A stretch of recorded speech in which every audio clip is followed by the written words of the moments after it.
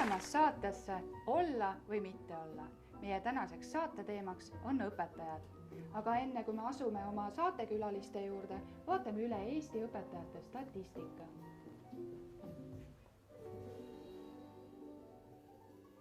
Eesti õpetajate keskmine vanus on 48 aastat ja üle 60-aastaste õpetajate osakaal on 16%.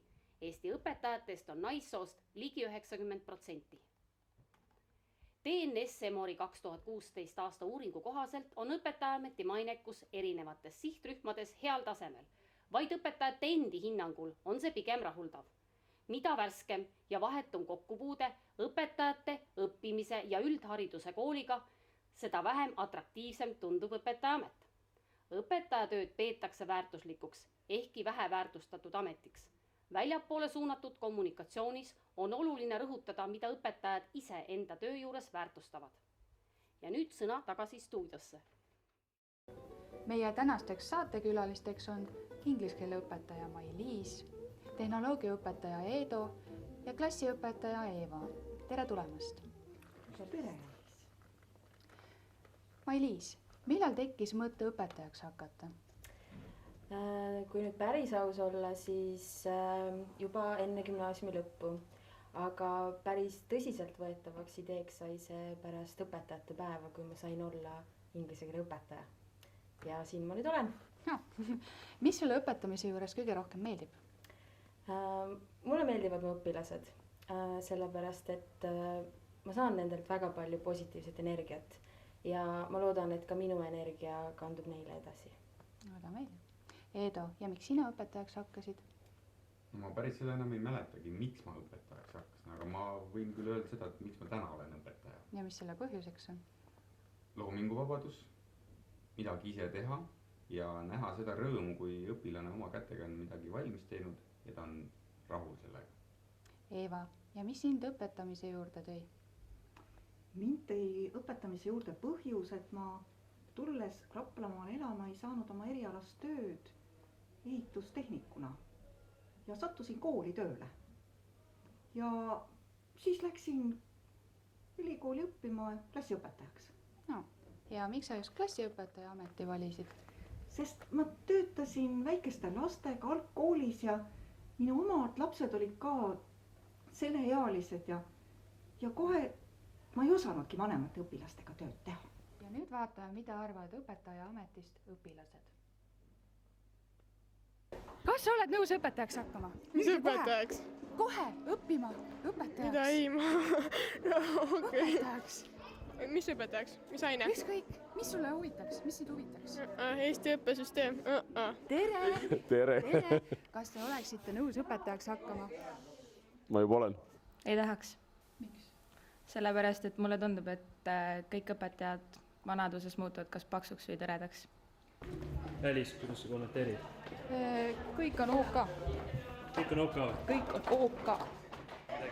Oi, mis siin toimub? Lähme vaatame, mis siin toimub. Oi, Sander! Tervist, oleme siin võtteplatsil ja meil on juhtunud siuke asi, et noored muusikud on hakanud heli tegema ja muusikat. Palun minge vaadake sinna ja pärast jätkame ülekandega edasi. Aitäh teile!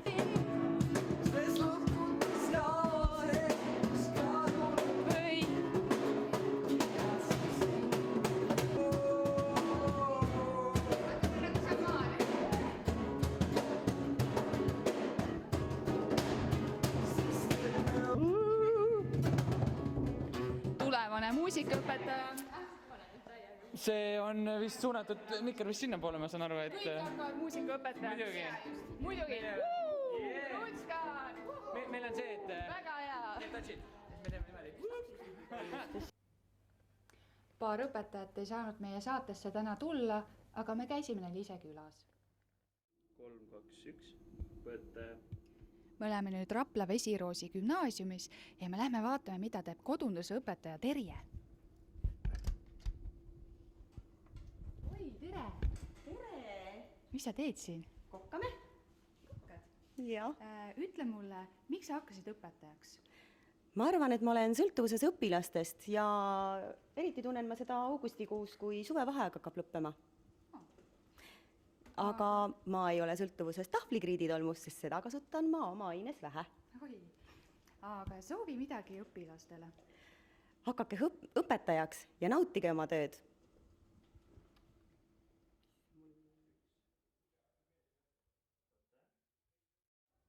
ja nüüd me lähme vaatame, mida teeb keemiaõpetaja Kersti.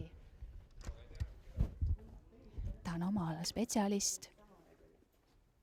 tere!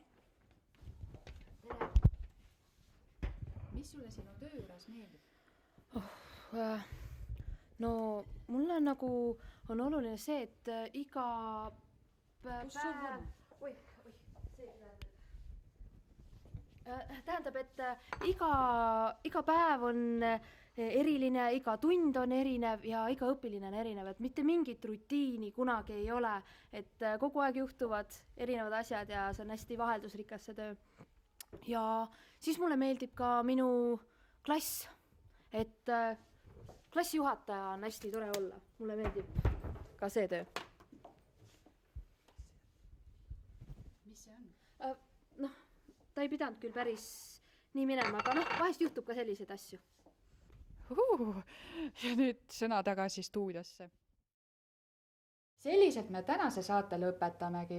Saadet Olla või mitte olla, saab järele vaadata Kaadri YouTube'i kanaleid ning kohtume juba aasta pärast.